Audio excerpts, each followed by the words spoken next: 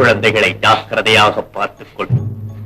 அவர்கள் பெரியவர்களாக மாறியதும் நேர்மை தவறி நடப்பார்களே. ஆனால் நான் உங்களை திருத்த முயன்றது போலவே நீங்களும் அவர்களை திருத்த முயலுங்கள். நேரமாகிறது. காவலர்கள் கோபிப்பார். நீ போய்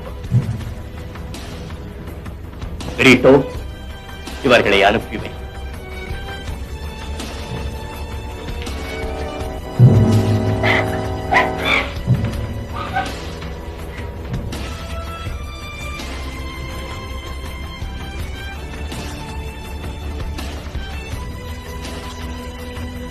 கிரீட்டோ, உனக்கு தெரியுமல்லவா, இன்றோடு 30 நாள் சிறைவாசம் முடிந்து